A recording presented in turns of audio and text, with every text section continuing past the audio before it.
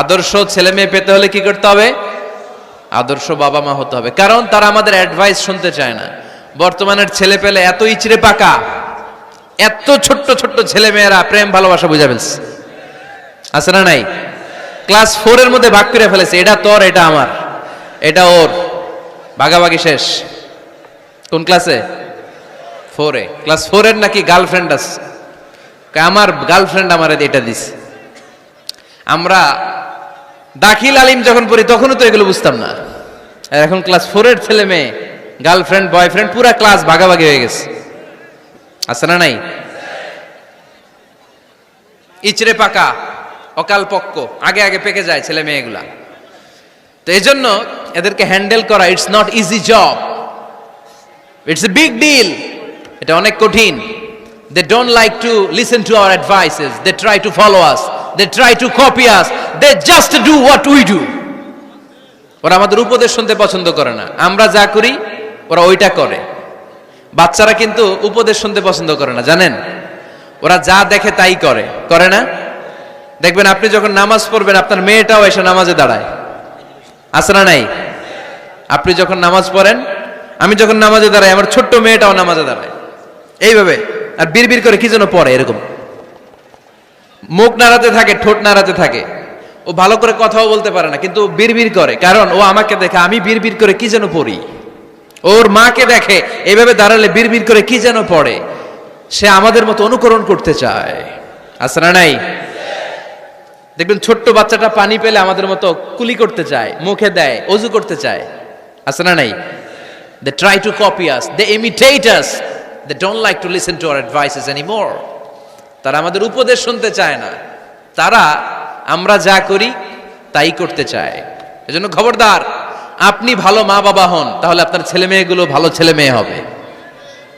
আদর্শ ছেলে মেয়ে পেতে হলে আমাদেরকে হতে হবে আদর্শ মা বাবা। একমত না দ্বিমত? আওয়াজ করে বলতে হবে, একমত না দ্বিমত? খেয়াল রাখবেন, একটা ছেলের চোখে, একটা ছোট্ট ছেলের চোখে তার জীবনের প্রথম নায়ক তার বাবা। একটা ছোট্ট মেয়ের চোখে তার জীবনের প্রথম নায়িকা তার মা। সে তার বাবার মতো হতে চায়। তার প্রমাণ, একটা পুলিশ ভাইয়ের ছোট্ট ছেলেরা জিজ্ঞেস করেন, বাবু তুমি কি হইবা? পুলিশ হমু। কি বলে? ইমাম সাহেবের ছেলেরা জিজ্ঞেস করেন, বাবা তুমি কি হতে চাও? কয় ইমাম হইতে চাই। কারণ ওর বাবারে দেখছে ও ইমাম। পুলিশের ছেলে তার বাবারে দেখে যে প্রতিদিন পুলিশের ইউনিফর্ম পরে বের হয়, তো সে ভাবে আব্বু পুলিশ হয়েছে, আমিও পুলিশ হবো।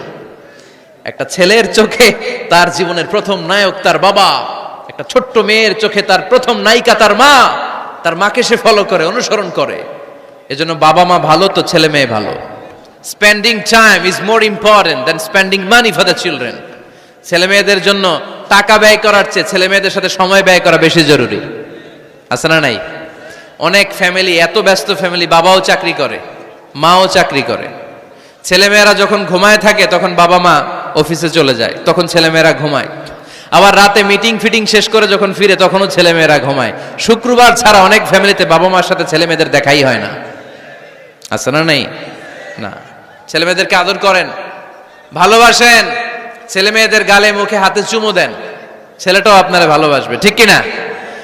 বিশ্বনবী সাল্লাল্লাহু আলাইহি সাল্লাম বাচ্চা দেখলে গালে চুমু দিতেন, মাথায় হাত বুলিয়ে দিতেন।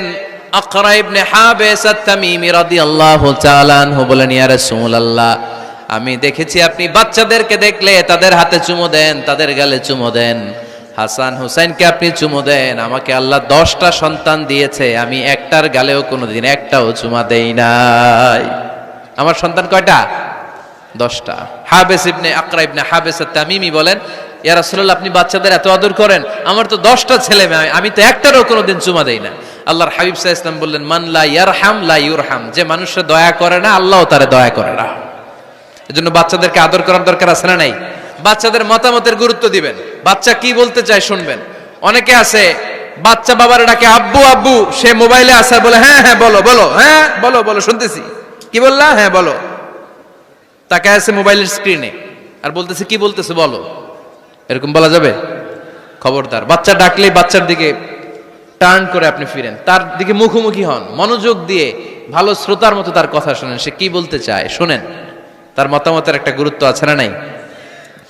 সাইয়েদনা ইব্রাহিম আলাইহিস সালাম স্বপ্নে দেখলেন তিনি সাইয়েদনা ইসমাইলকে জবাই করছেন।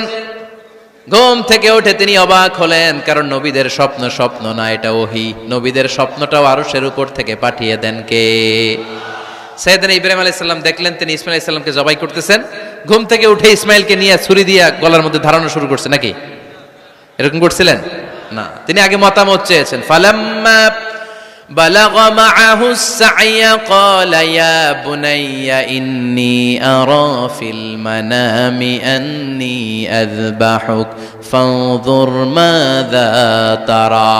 স্বপ্ন দেখে ঘুম থেকে উঠে সাইয়েদনা ইসমাইলকে ডেকে বললেন, ও আমার কলিজার টুকরা সন্তান, আমি স্বপ্নে দেখেছি আমি নিজ হাতে তোমাকে জবাই করেছি। ফানজুর মাযা তারা, এবার শুনতে চাই তোমার মতামতটা কি। সুবহানাল্লাহ পড়েন। ফানজুর মাযা তারা, what do you think about it, what's your opinion about the issue, এই ব্যাপারে তোমার মতামত কি? নাকি ডাইরেক্ট অ্যাকশন? সাইয়েদনা ইব্রাহিম আলাইহিস সালাম কি ডাইরেক্ট অ্যাকশনে গিয়েছেন? কি করছেন? মতামত। এজন্য বাচ্চাদের মতামতের গুরুত্ব দিবেন তো। Never cards on your children, কখনো বাচ্চাদের বদদোয়া দেওয়া যাবে না, কখনো ছেলে মেয়েদেরকে কি দেওয়া যাবে না? যত দুষ্ট হোক, যত বদের হাড্ডি হোক, বদদোয়া দেওয়া যাবে। ওই সময় দোয়া করে ফেলবেন। বেশি রাগ আসলে কি করবেন? একটা দোয়া আপনি সেট করে নেবেন যে বেশি রাগ চলে আসলে আমি এই দোয়াটা করে দিব।